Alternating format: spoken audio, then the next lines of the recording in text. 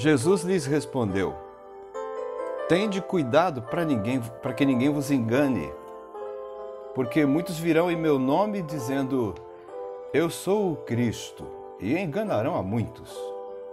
E ouvireis falar de guerras e rumores de guerras. Não fiqueis alarmados, pois é necessário que assim aconteça, mas ainda não é o fim.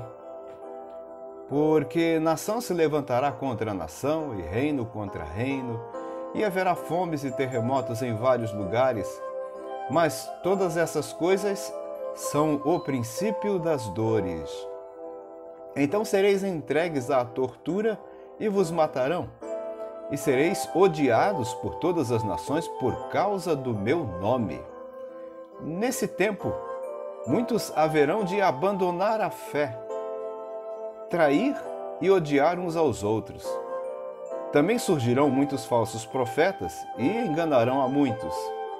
E por se multiplicar a iniquidade, o amor de muitos esfriará. Mas quem perseverar até o fim será salvo. Mateus 24, do verso 4 ao verso 13. Está aqui o discurso escatológico. Está aqui a declaração profética do Senhor Jesus sobre a sua segunda vinda.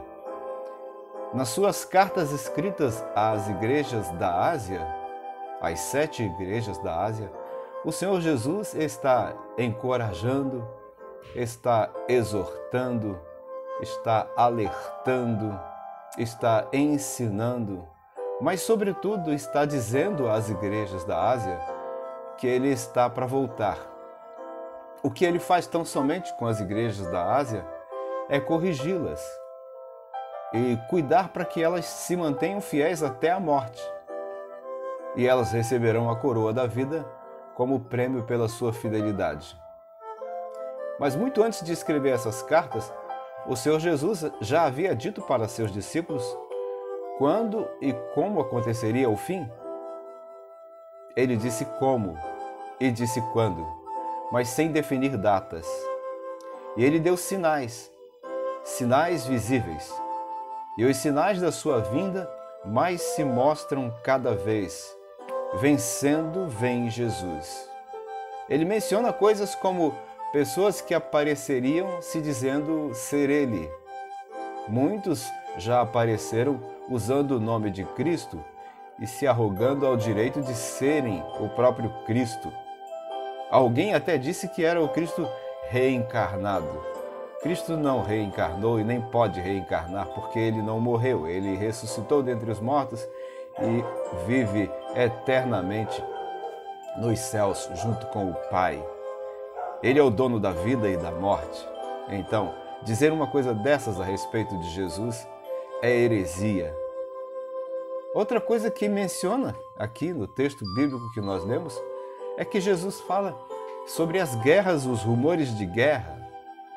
As guerras e os rumores de guerra estão sempre presentes em nossas vidas. Eu me lembro que eu era adolescente e eu ouvia falar muito da Segunda Guerra Mundial. E também ouvia falar da Primeira Guerra Mundial. E agora, na terceira idade, estou ouvindo falar da Terceira Guerra Mundial. Mas a Bíblia me ensina, ainda não é o fim. Nação se levantará contra nação e reino contra reino.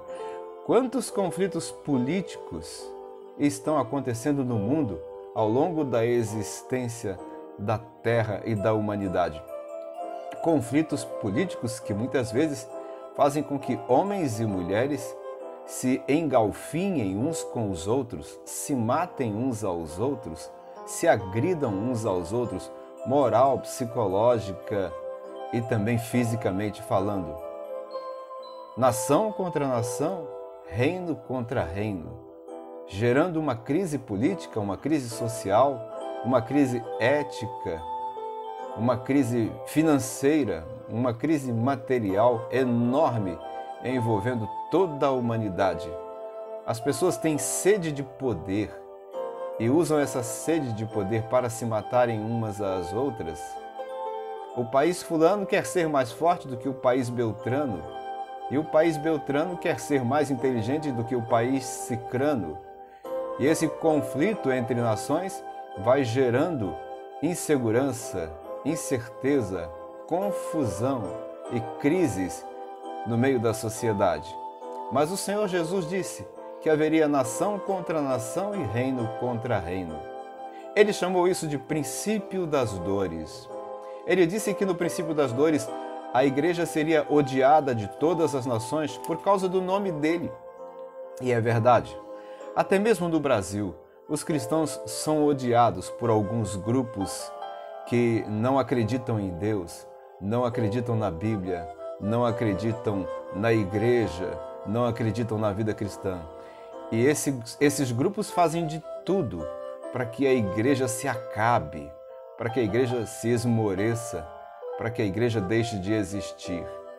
Mas ainda há aqueles que, no meio de toda essa tribulação, no meio de todo esse princípio de dores, abandonariam a fé, se trairiam uns aos outros, se odiariam uns aos outros.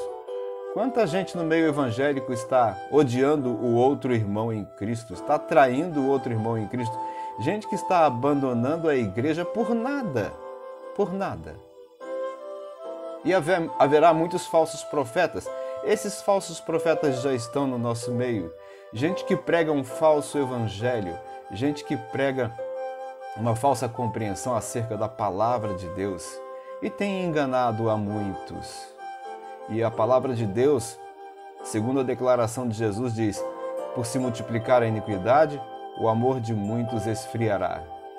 Cadê o amor que tanto se prega? Um amor interesseiro? Um amor egoísta? Um amor do tipo, você serve para mim enquanto continuar fazendo o que eu gosto. Fora disso, eu não te amo mais. Esse tipo de amor é o tipo de amor que o Senhor Jesus nunca apregoou. E o verdadeiro amor, o amor pelo Senhor Deus, o amor pela sua igreja, o verdadeiro amor pelo próximo, está se esfriando a cada dia, porque as pessoas estão se tornando cada vez mais egocêntricas e entristecidas, violentas, ensimesmadas. O amor de muitos está se esfriando, mas o Senhor Jesus deixa uma palavra de encorajamento. No verso 13 de Mateus 24, ele diz: mas quem perseverar até o fim será salvo.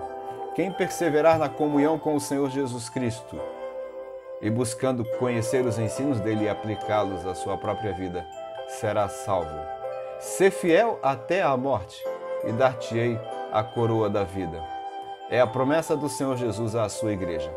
Você e eu estamos vivendo o fim do mundo? Quem sabe?